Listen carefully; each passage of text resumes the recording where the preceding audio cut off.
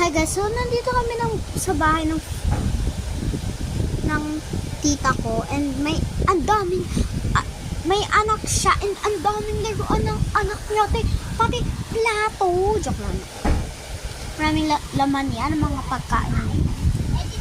Ayan. Ano yan? Asan? Tita.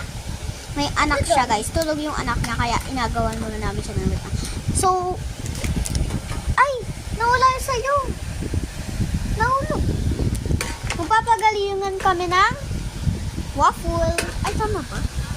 Te, guys, sa kanya nahulog na.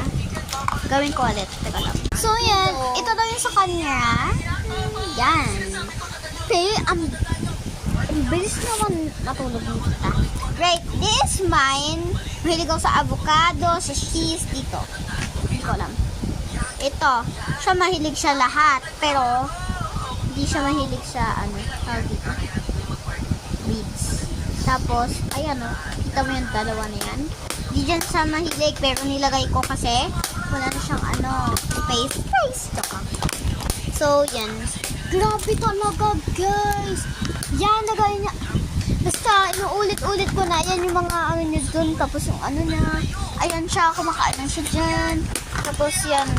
Naman sa likod ko, ang dami.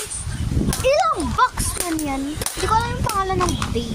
So, di ko alam yung pangalan ng baby. Basta, pa lang siya. Parang mga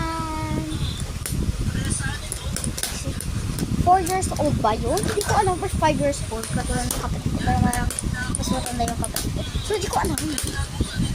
Wala. Kung babae o lalaki. Kasi, ang goal ko is boy. Para di niya laro. Para, ano tawag yun? Yung pala, girl. Para di niya laruin yung mga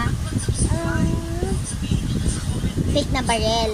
Kasi, yung kapatid ko, mahilig din siya. Ayun, nasa likod ko. Ayun nga.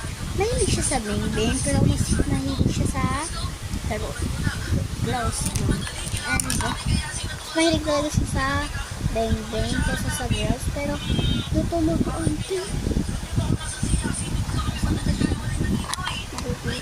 Ay, hindi ko na kaya. Para. Teka lang. Ring. Guys, may tumatawag. Wait lang. Bakit po? Jollibee order. Joke lang. Iniwanan ako ng kapatid ko. Bye na guys. Kasi wala na akong magawa. So, wala yung kapatid.